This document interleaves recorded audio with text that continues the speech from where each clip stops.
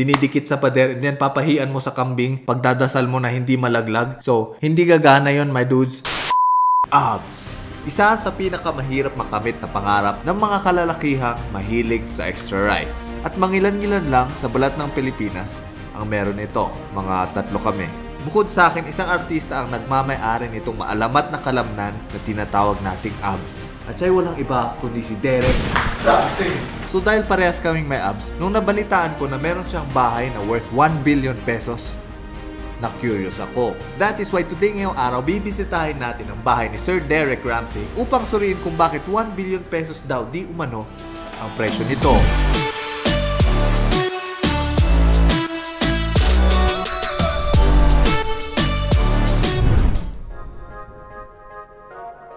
Wow. Wow. I like it. Welcome, Andrek! Before you enter my house, let's be safe. Daan muna kayo sa akin. Magpa-disinfect muna kayo. Ayan. So usually tinatanggal namin yung shoes and then meron naman kaming dito, slippers. Yes. So guys, you'll be the first to actually see the entire home. We've done little snippets here and there in other shows, but we want to share the entire home, our home, to all of you. We will go to every corner in this house and share it with all of you. So, welcome to our crib. Nagpagawa po kami ng napakagandang door handle by Jingoy Buensuceso. I love to support local artists. Okay, pause muna natin dyan, my dudes. Okay, so kung titingnan natin yung pintuan nila is wala siyang door jamb or walang hamba. Tulad nung ka-group nyo na walang ginawa, walang hambag. Or yung tita mo na nasnatch siya ng purse, walang handbag. Akala ko mababaho yung joke pag dinoble ko. Mas lumala. Ay, nakatipaklong yan. Napansin ko dito sa pintuan nila is malawak siya and yung design ng door nila is katuloy pataas sa ceiling. So, ibig sabihin nun, wala tayong visible na door jambs. And one way to achieve this is gagamit tayo ng swivel door mechanism, or some people call it pivot door mechanism or pivot door hinges. So most commonly yung hinge na ginagamit sa door, yung tawag doon is butt hinge. So yun yung nakikita nyo na pag ito yung pintuan natin, wala nang ink ang ating marker. Naubusan tayo ng marker. Later that same evening. Okay guys, nakuha ko na ang ating supply. So maraming salamat pala kay Sir Lloyd from Pilot Pens Philippines for supplying me napakaraming whiteboard markers. Actually, ngayon ko palang bubuksan. So, akala ko whiteboard markers lang. Ayan ang ating bagong whiteboard marker. Salamat din sa teddy bear. Tabi natin dito. Bam! Yan. Okay. So, tulad nga ng sinasabi ko, ang pinaka-common na ginagamit na hinges dito sa Philippines is yung tinatawag na butt hinge. So, hindi siya hugis puwet na hinge. Actually, siya yung hinge na ganito yung itsura. Butt hinge yung tawag dyan. And then yung next naman na pinaka-common na hinge na nakikita natin is yung double action hinge. And medyo mahirap siya i-drawing, my dude. So papakita lang ako ng video dito.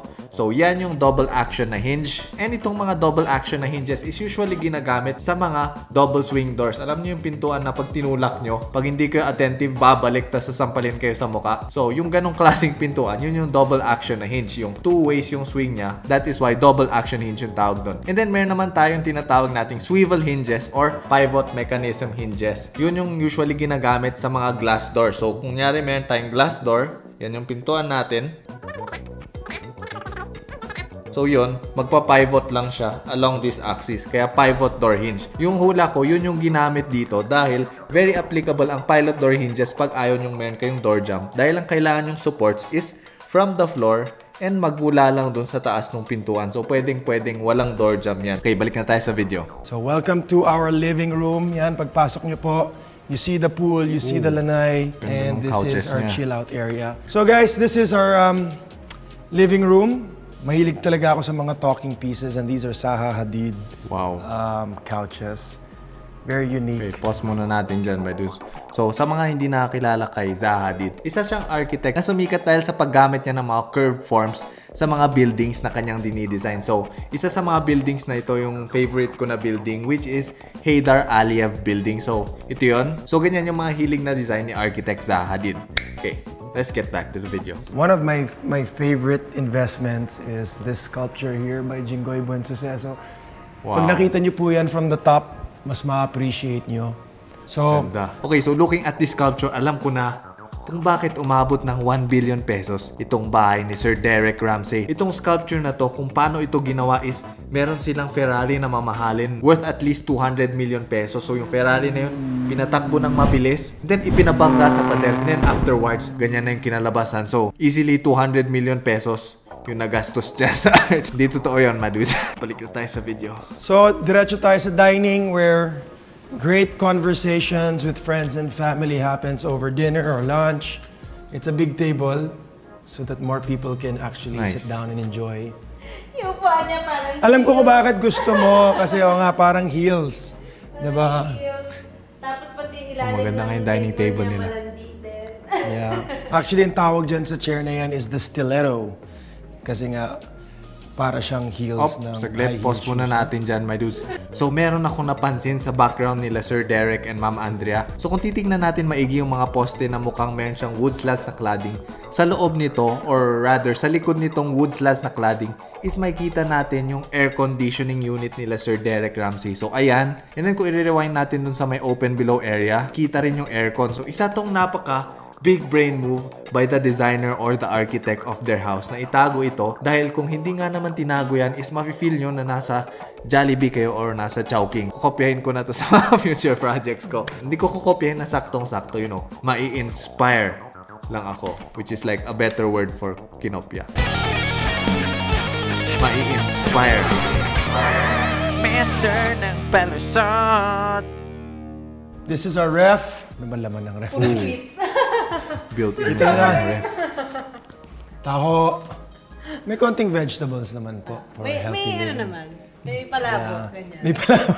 Palabok So, for even the the arms. ref is very manly. It's like made out of airplane material, which is you know, something that I really like. Yun naman pala eh. So, isa na namang bakas kung saan napunta yung 1 billion pesos ni Sir Derek Ramsey. So, tulad nga nung sabi ni Sir Derek is yung ref niya gawa sa airplane material. So, kumuha pa sila ng airplane tapos binutasan nila. Yun yung ginamit dito sa ref na to. So, syempre, hindi mo na magamit yung airplane kasi may butas na yun. Hindi na yung lilipad eh. Aerodynamics. Napakamahal ng airplane. So, 300 million pesos din yun. So, yung Ferrari na 200 million plus yung airplane na 300 million, 500 million pesos kaagad yung nagastos nila. Okay, jokes aside, kung titignan natin yung refrigerator nila, ang tawag sa refrigerator na ganito is built-in refrigerator. So, merong mga nabibiling ref talaga na ganito na walang muka, technically known as integrated refrigerator. So, wala muna siyang muka and ikaw na bahala magtapal dun sa muka niya kung ano yung material na ginamit nyo sa cabinetry para tulad nito, seamless tignan yung cabinetry nyo and hindi distracting yung refrigerator. So dito guys, it's very laid back. It's always windy here. Sobrang relaxing dito. Usually sa gabi kami. Yeah, we have wine here. Just relax, lie down, man. talk. So nice. Sobrang peaceful dito. It's kind of like a resort feel but homey. Yeah, like ito, ginawa ko. It's made of bamboo. Wow. But it made a big difference Good choice. to the feel and look of the house. Kapag totoong kahoy, it softens the area a bit and makes it a little more homey, diba? So let's move on. Pause muna natin dyan. So, tama si Sir Derek doon and napaka-good choice, Sir Derek, na lagyan mo ito ng bamboo wood slats para doon sa ating ceiling. So, fun fact about bamboo, my dudes, ang giant bamboo, tumutubo siya ng 91 centimeters every day. So, isipin nyo, unang araw ganito palang kaliit yung bamboo mo. And then bukas makalawa, tumubo siya ng 91 centimeters or halos 1 metro. So ganyan na. So halos 4 centimeters every hour yung tinutubo nun. So pag tinitigan mo yung bamboo ng 1 oras habang nagsisit-ups ka kasi gusto mo magkaroon ng abs, after 1 hour, tumubo na ng ganito kataas yung bamboo na yan. So fun fact lang, my dudes, about giant bamboo.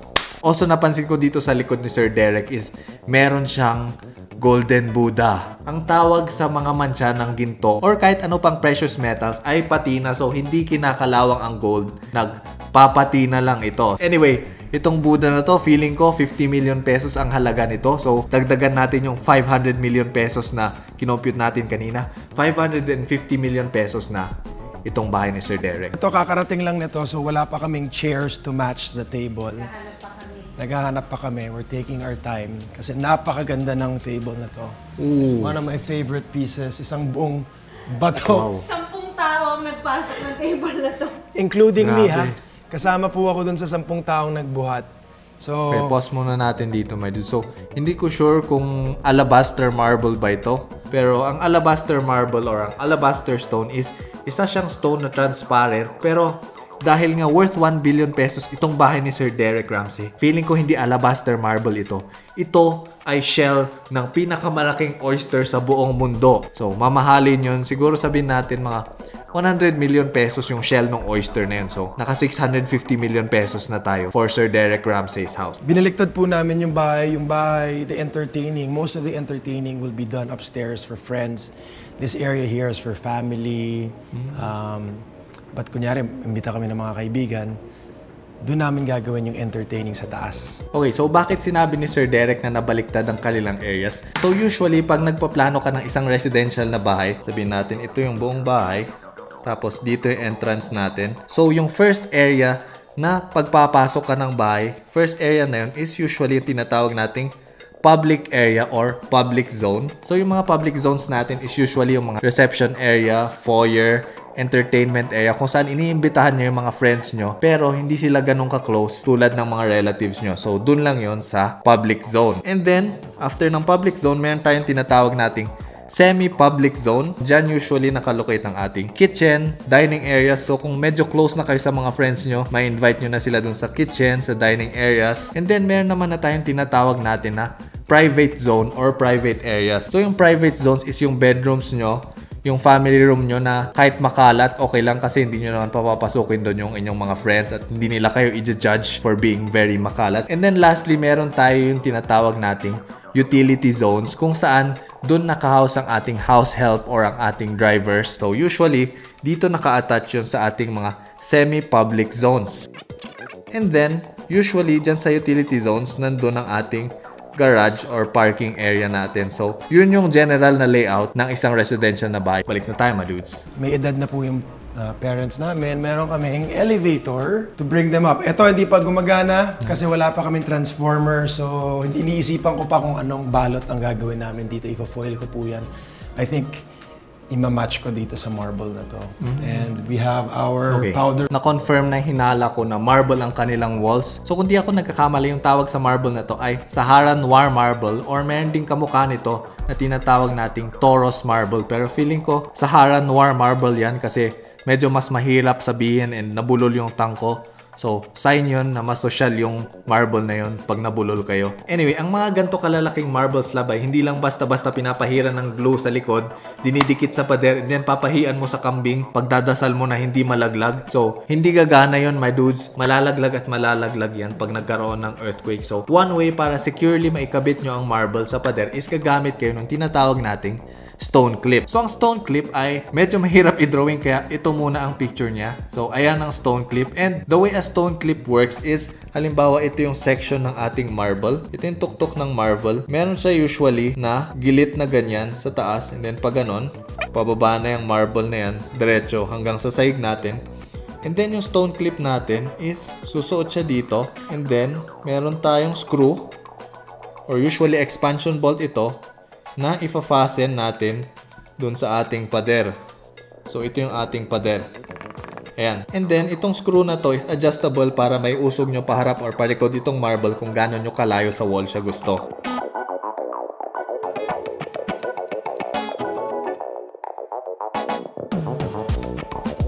Okay, so kung nagtitipid kayo or isa kayong mahinang nilalang na ayaw nyong mahulugan ng marble slab, ay isang magandang alternative sa ganitong klaseng marble slab ay yung tinatawag nating melamine-faced MDF board. So ano nga ba ang MDF board? So ang MDF board is para lang siyang plywood board. Yun nga lang gawa siya sa medium density fiber. And then yung medium density fiber board na yun is papatungan siya ng malipis na coating ng melamine dito. And then yung melamine yan, pag tinignan nyo sa harap, is meron siyang design ng marble na ganito yung itsura. So, pwede nyong orderin yan kung anong design yung gusto nyo. Usually, marami silang klase ng design. So, kahit anong klaseng marble, pwede nilang gayahin gamit ng melamine. And, yung advantage nito over sa ganitong slab ng granite is malayong mas mura siya. And, mas magaan ito. So, kahit lagyan nyo lang siya ng glue sa likod, idikit nyo sa pader, paihian nyo sa kambing at dasalan nyo, hindi basta-basta mahuhulog yan kasi nga, mas magaan yan. One disadvantage nitong material na to, halatang peke siya pag kinatok nyo. So, kung ayaw nyo mabuking sa mga bisita nyo na wala kayong abs, huwag nyo ipapahawak yung inyong melamine-faced MDF board na wall cladding. Some people love it, some people say they don't like the color, pero I love the color too. Ganda It's naman. different, it's unique. I call it kulay diarrhea. Here's another cool thing that we decided to put like these lights on the wall. So sa gabi, Wow. talaga nagta-transform tong bahay na to. It's so much nicer Wow. in the Ganda. evening. Kung titignan natin itong pader nila is meron tayong ilaw na diretso pataas and hindi nyo makikita yung mga LED na dots niya. So, hula ko, merong diffuser sa harap ng LED strip. Kung gusto nyo gayahin ito sa mga bahay nyo, one way to do this kind of lighting. So, side view yan. So, ganyan yung pader natin. And then, lalagyan nyo ng ilaw na LED strip. Yun nga lang, yung problema sa mga nabibiling LED strip is meron siyang tuldok-tuldok and halata nyo na LED strip siya. So, medyo cheap tignan. So, para ma-achieve nyo yung ganitong itsura is bibili kayo yung tinatawag nating diffuser material. So, isang cheap na diffuser material na pwede nyo gamitin dito is acrylic na opaque na color white. So, ipapatong nyo yan on top of the LED strip. And ang mangyayari is i-distribute niya or i-diffuse niya yung ilaw para hindi nyo nagaano halata yung mga tuldok-tuldok ng LED strip. Kaya solid light lang ang makikita nyo pag nilagyan nyo nitong diffuser. And this is the complete hangout area. Di po ako mahilig lumabas. I like it when friends come over and just hang out, chill. Yeah. Parehas tayo, Matthew. Wala akong friends.